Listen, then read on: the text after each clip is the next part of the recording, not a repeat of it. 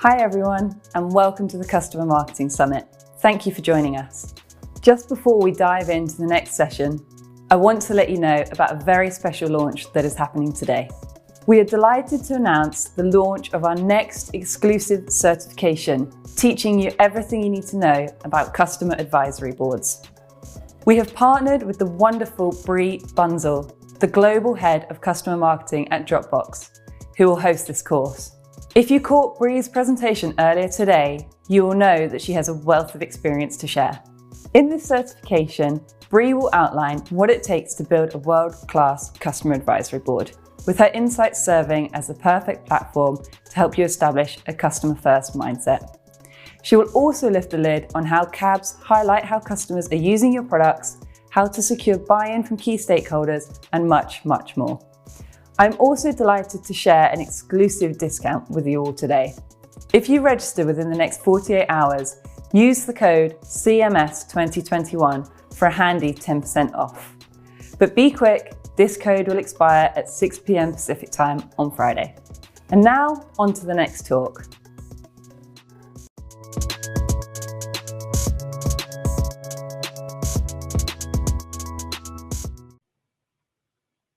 Hi everyone, thanks for joining us today.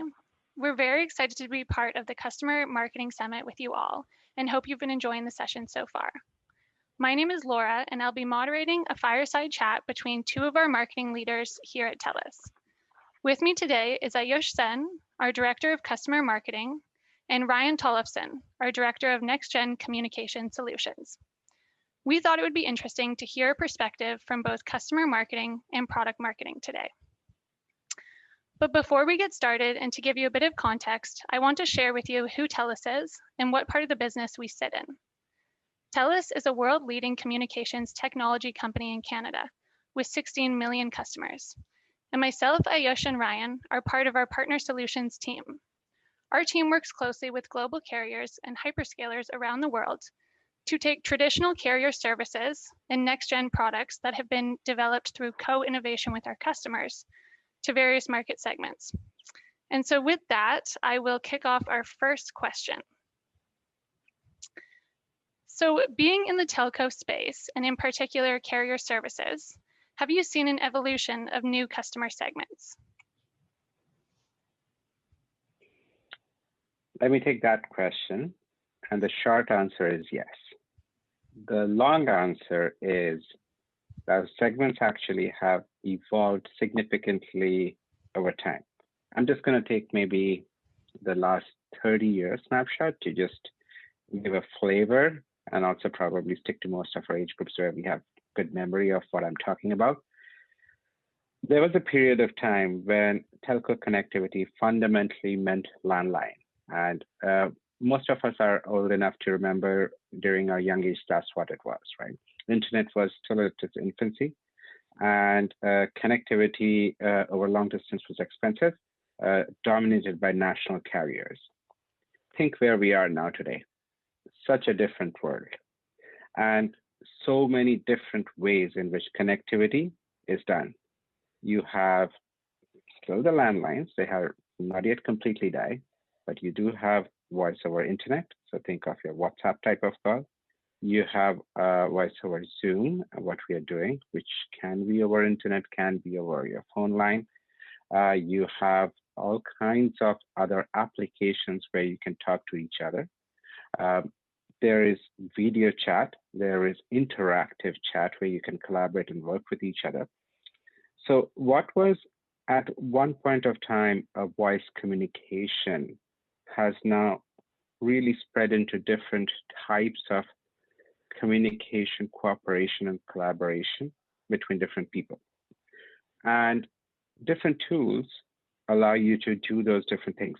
As an individual, if you think, you probably use different solutions for different requirements. You probably use your mobile phone to connect to some of your friends directly, or your parents, you call them. Some of them you probably just text or message over and with something like a WhatsApp or a Google. And probably there's a work group where you use Google Hangouts, Microsoft Teams, etc. So just to show how that has spread, allows you to kind of appreciate that within the communication service provider industry, we now have multiple different entities and segments of how that service is provided.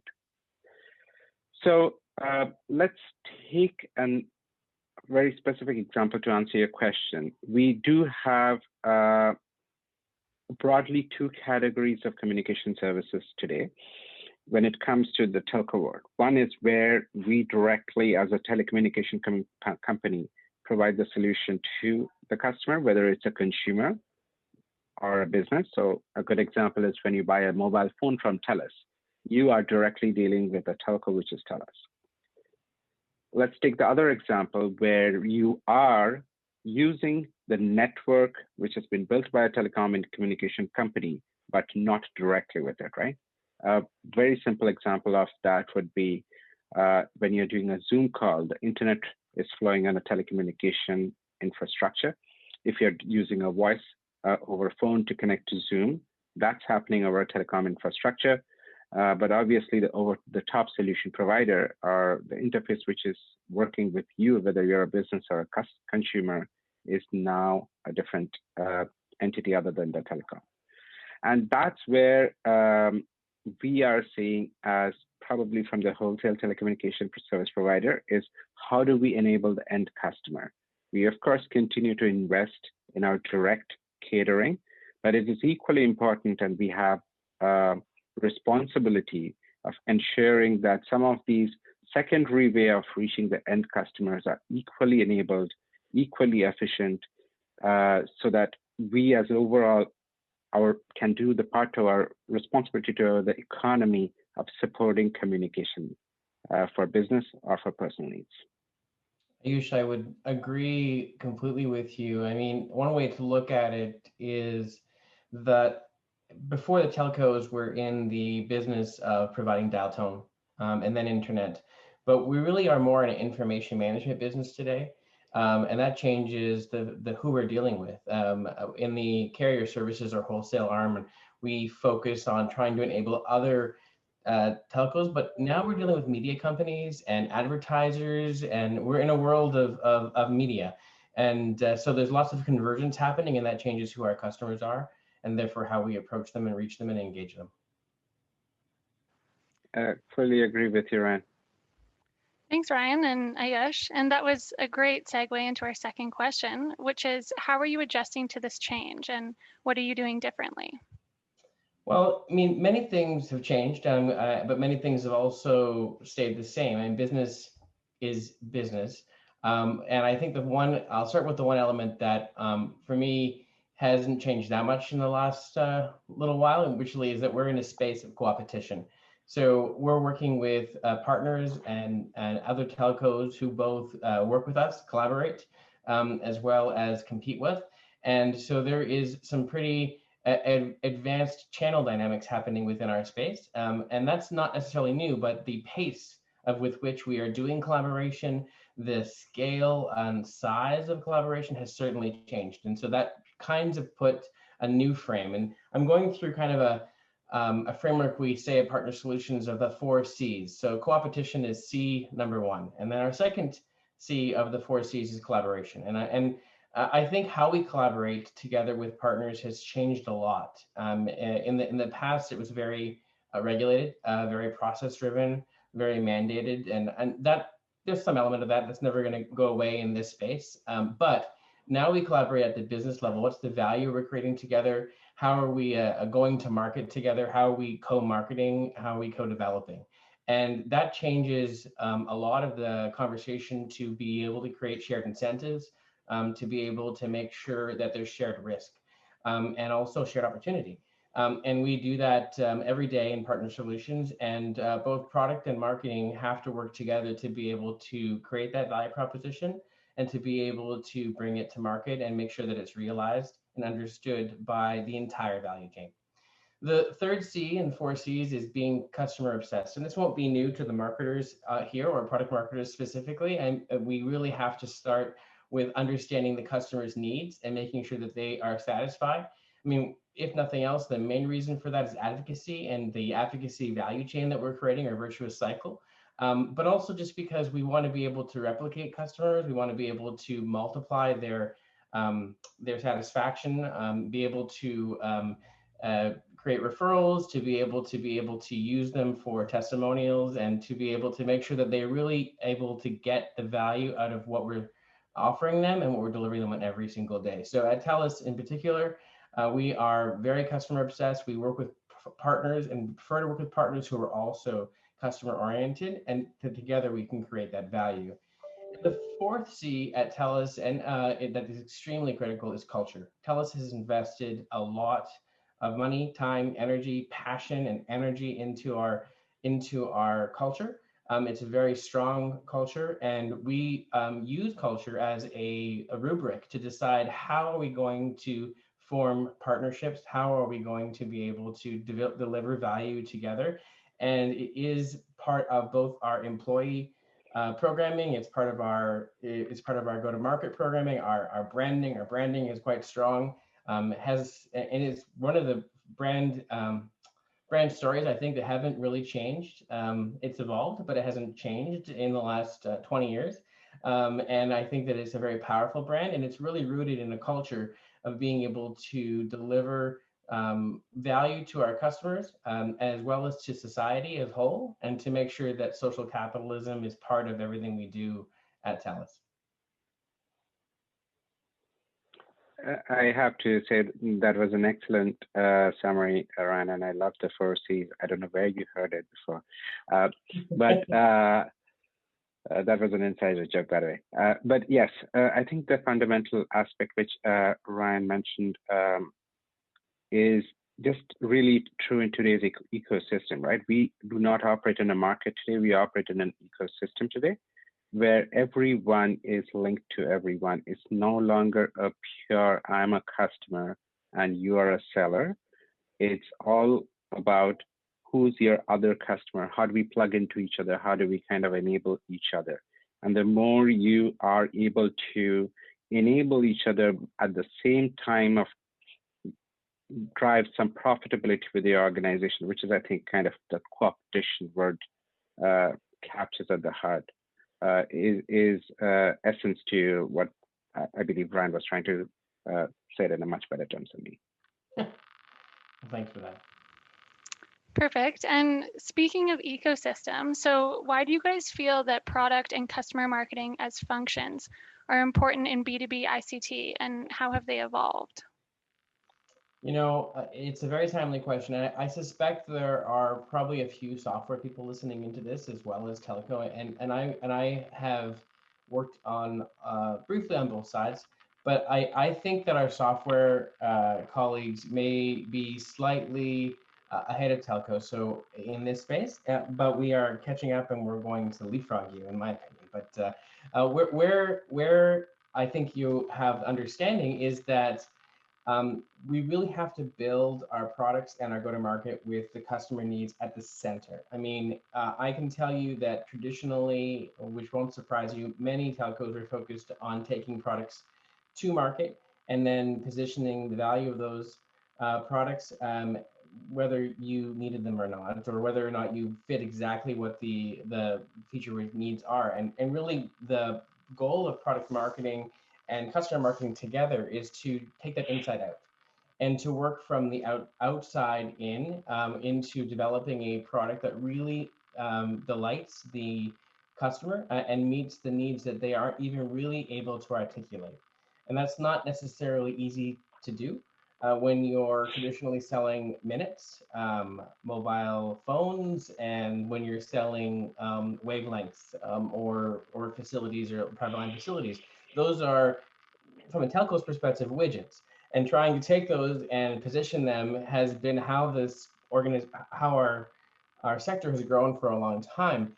But now that we're competing against media companies, over-the-top players, internet, much less competing for your attention because everyone is so inundated with advertising offerings, how much research you can do in the buying cycle before you even talk to a salesperson. Like, this has turned everything upside down, and I'm probably saying things that you know as well as we do.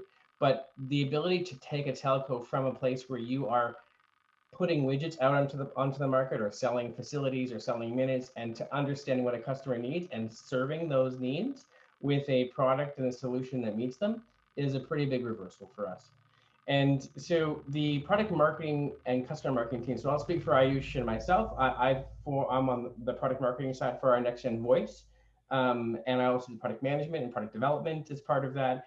I wouldn't be able to do my job if I didn't have the support of the customer marketing organization to understand what our customers need and to be able to reach out to them. And similarly, when I'm trying to develop a product and then bring it to market, we work together very collaboratively to make sure that we are communicating the value of that product, enabling our sales team, enabling our indirect channel, our sales engineers and technical folks, our customer care folks, and that requires us to work very closely together to do that. And I, on that in turn, then take the customer needs and make sure that we can develop a product that meets them in a timely fashion, and then package that and price it back out to the market. So in a sum, this is a big change for us from working from pushing products out to understanding how to satisfy needs. Bang on, Ryan. I'll kind of wrap it up with 3 points around how customer marketing has changed, right? Maybe I'll put it in this way. I'll just tell you guys what it was even a few years ago, how that was changing, and how COVID has accelerated that change or completely put it in a different span and space. So initially, here's what we did as a telco. We had a commodity service of connectivity where what we were doing was we have a better rate along with some guarantee that the quality would be good.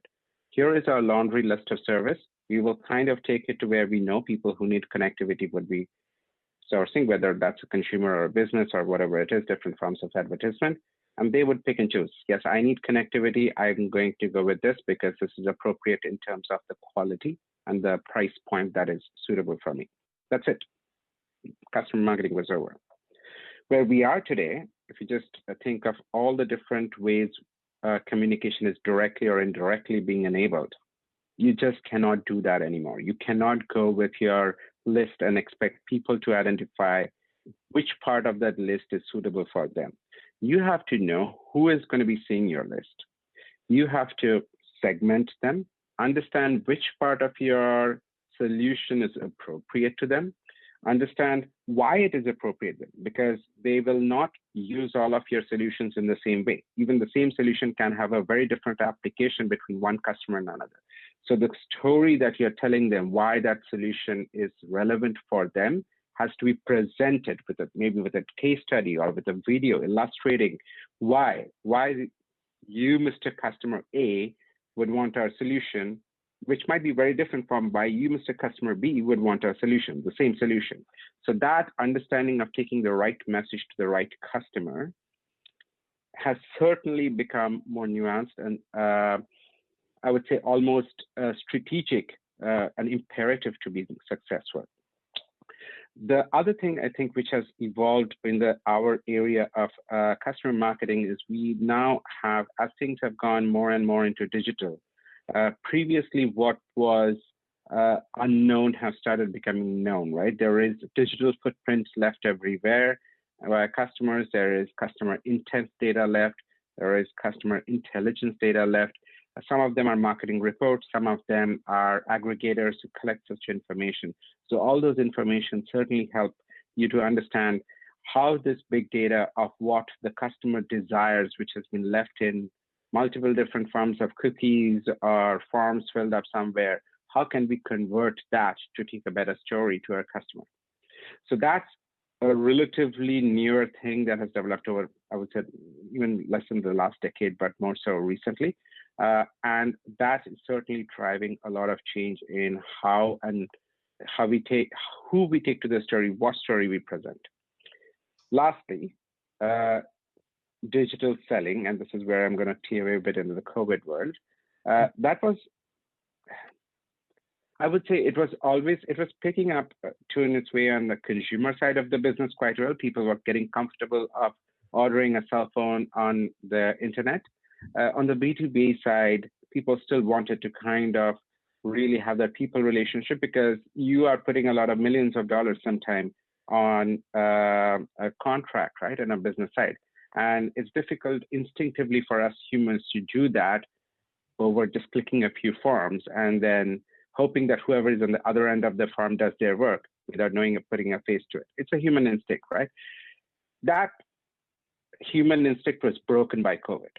People still managed to continue their business even after, while COVID happened. And in fact, connectivity became the crux and the soul on your ability to connect the business, right? So we moved to a virtual world and a digital selling space, and how we build those relationships, how we engage the customer, how do we not take them to a restaurant or meet them at an event, conference, and booth, but drive that same level of engagement, became kind of a mystery land where everyone tried out very different things. And I'll be lying if I say this has been completely solved. A lot of different solutions have come up, some successful, some not. We have seen virtual conferences with varying levels of successes. We have seen webinars coming in where you kind of send targeted invitations to people to come and see specific part of the solution.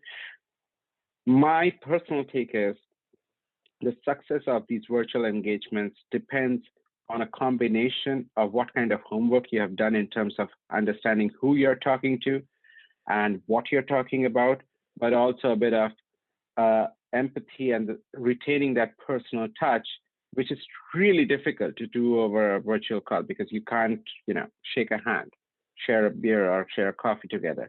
So combination of those two being effectively done will help you to be successful as we kind of retain some of this digital marketing going forward, even when COVID is over.